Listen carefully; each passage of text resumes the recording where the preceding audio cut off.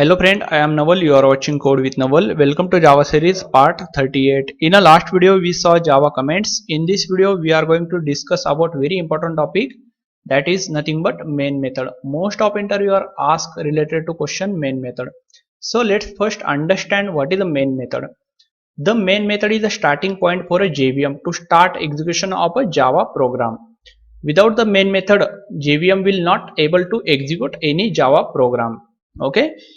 JVM first take that class file, then scan that class file and check there is a main method or not. If there is a main method, then only JVM execute that class file, or we can say that program. You can see this is a standard main method syntax. Here we have a public static void main, and we simply pass argument string type of array argument.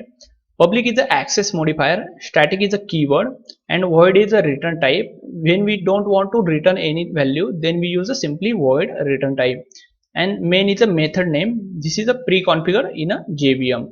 And here we simply string array, string type array, simply we are passing here, okay, argument. Okay, let's open Eclipse and perform practical.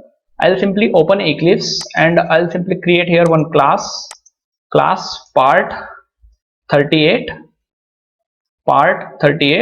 Okay, here I'll simply define a main method. Okay, let's define here main method. Inside a main method I'll simply write one message system.out.println, and this is main method. Okay, this is main method, and I'll simply run this. Okay, you can see here we got Java application, run as a Java application. Okay, we can simply run, and here we got this is a main method output. Okay, if I define here static block, and inside a static block I'll simply write here this is static block. Okay, and I'll simply run this program, and you can see first execute this static block, then execute this main method.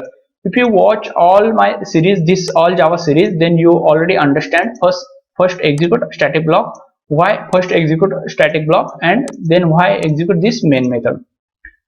Before the Java 6, we can directly declare a static block and we can directly start executing code without main method. But after Java 6, there is a mandatory main method is a mandatory. Without a main method, we can't able to execute this program.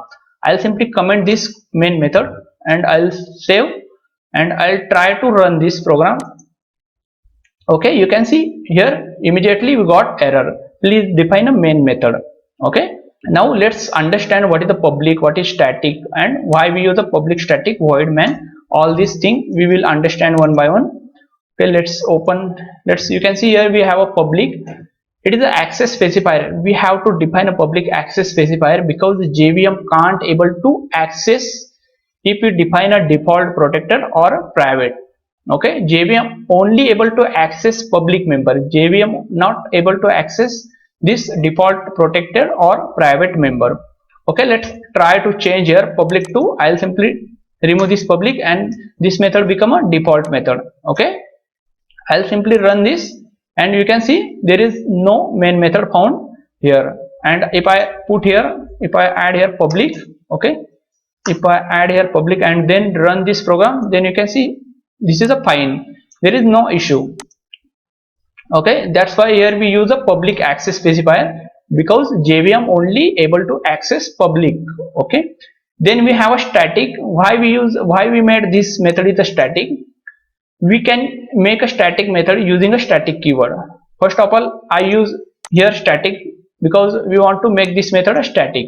If we define a main method non-static, then we can't access that method directly. We have to create object for that.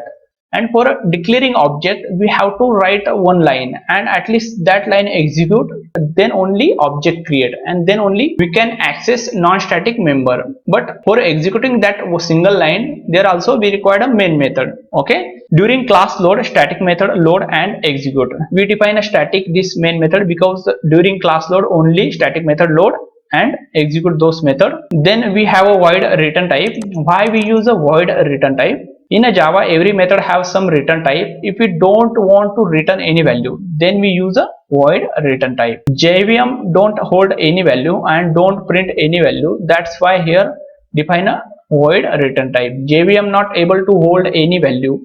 any return value. Okay, if you return any value from here, that directly go to the JVM, and JVM not able to hold any value, not able to hold a print value. Okay, not able to hold or not able to print value. That's why here we simply return void. Okay, then we have a method name. This is a very important. It's a method name or a default signature. It already configured in a JVM. This method name is already configured in a JVM. When we execute a Java code, then JVM first check main method, then only start code execution. When we write a sum code, you can see here we write a sum code. Here we define a main method. JVM first check this method, main method. If there is a main method, then only JVM start execution. Because this main method name is already main method name, or we can say this signature is already configured in a JVM. JVM check that signature if there is available or not in program. If there is a main method available, then only start execution. Otherwise, it will throw error. We saw already that inside a main method we simply pass string argument, string array argument. Okay. Main method also accept data from user. It accept string argument. The string argument array used to hold the command line argument that we pass in a command. When we execute a program, that time sometime we pass some value in a command. For that value accept, we use here argument. Here we define an argument in a main method. Why we use only string? Because the string can hold any type of data. Because string can able to hold any type of data. That's why we use here string. Then we have here args is just a variable name. We can change that. This argument we can change simply argument to A, argument to B. Let's check in a practically. I'll simply, here you can see here we define a string argument. I'll simply define here A, or you can define here B. Any variable we can define here. This is a local variable for this main method. Okay, let's save this and run this. There is no impact for this variable. This is just a variable. You can change this variable. We don't need to define arguments only. Okay, then check this structure, public static void main, this sequence. Okay, I'll simply show you. This is a public static. Is this too is a modifier.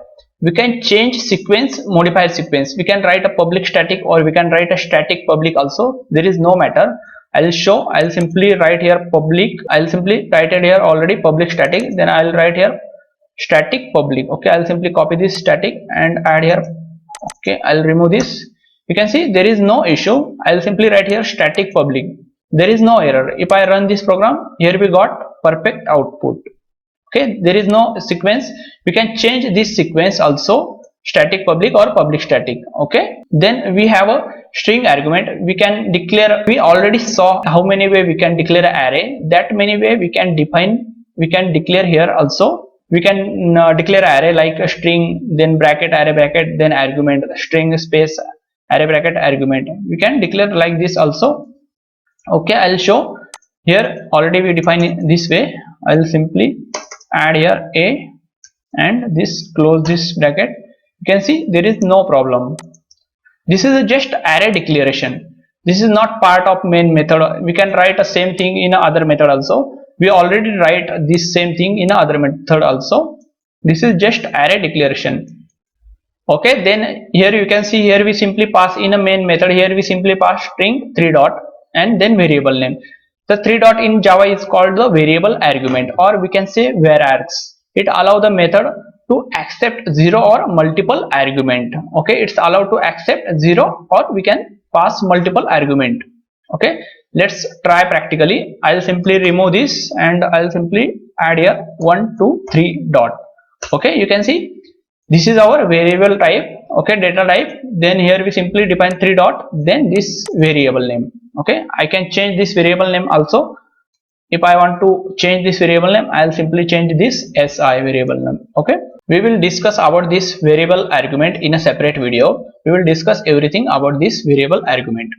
Okay, then we have some modifiers. We can apply these modifiers also. The public and static is a mandatory modifier. We can apply total 5 modifiers in a main method.